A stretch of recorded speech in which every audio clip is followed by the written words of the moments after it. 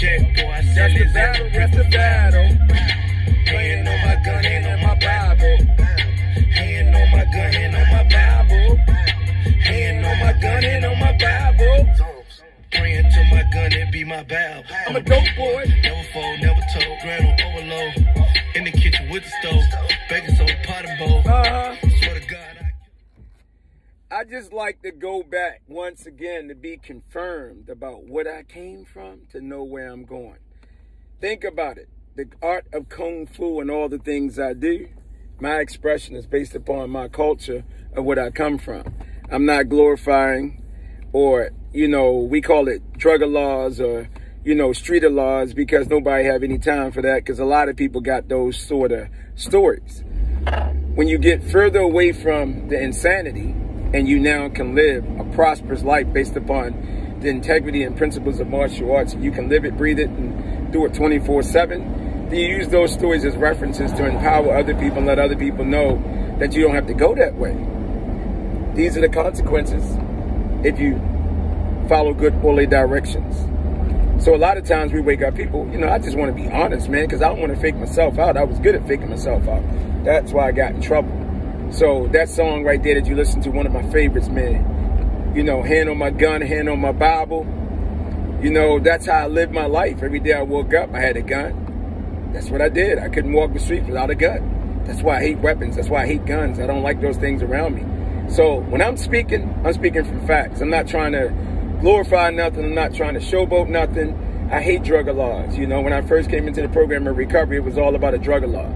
You know what I'm saying? I had to confirm what I went through and where I was at. Man, nah, I'm too busy living day to day. But I always reflect back for my own purpose, because I don't want to forget. And also I want my kids to know, because I don't want my kids to start thinking that, hey, this fronting, this perpetrating, all this stuff that we see over here.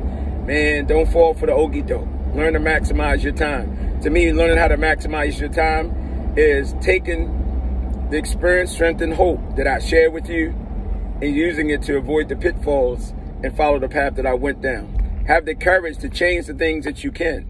The wisdom to know the difference, which is based upon your own experience and other people that have brought their bottom up to you. And that's the whole purpose of stories. You got to bring the bottom up just so other people can be able to understand it.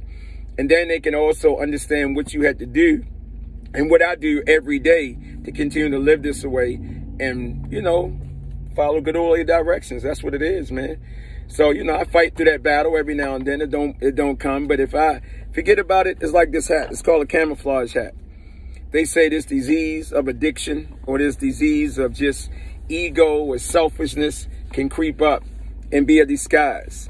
While you sitting there thinking that you about ready to be successful, whatever those negative deadly sins, or you know what I'm saying, we call it the disease of addiction. I mean, it's with anything, man. It's the ego. It's the pride, the anger, the frustration. While you sitting there living life and thinking everything's good, that negative energy is designed to find a way to get in and catch you by surprise.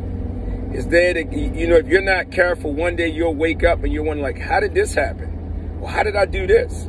No one's that strong. We can keep on faking saying we that strong, we got it. Maybe some people just don't want to tell you. Nobody. That's why we need a higher power. That's why we need God.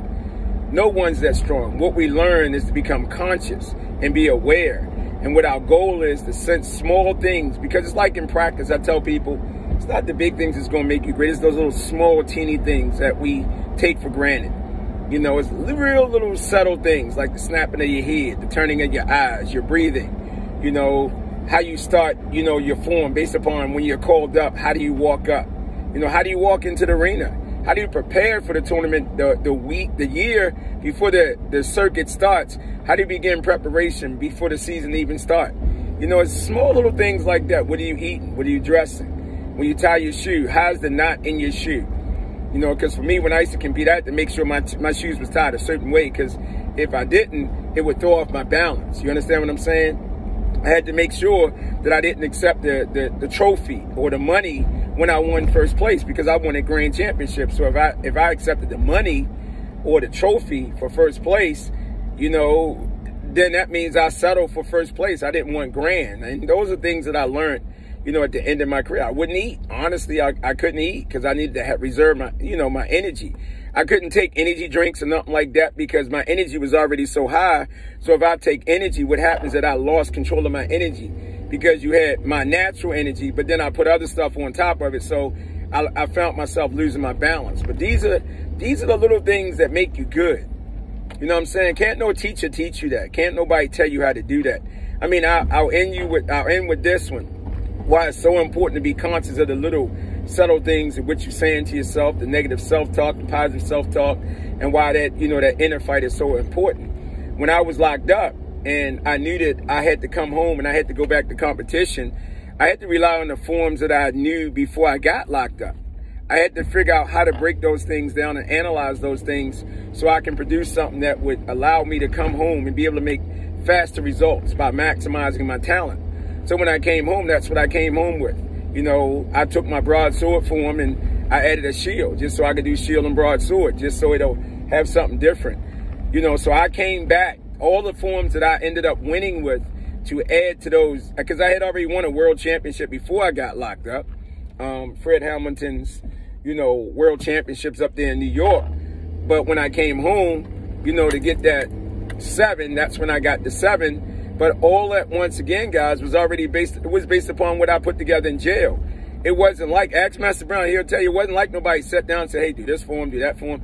No, I knew enough about my skill, my talent, and what I could bring forth with my own strengths so I maximize my opportunities and win. When you went to China back then, during the time that I went to China, they took your natural ability. You learned the basics. Yeah, the basics, you know, develop certain skill sets and all that, but they found a kata or a form that represented your personality, your body physique, you know, just so you can maximize the opportunity. That's kind of like in Hollywood, the greatest scripts that you can ever get are scripts that are written based upon your personality.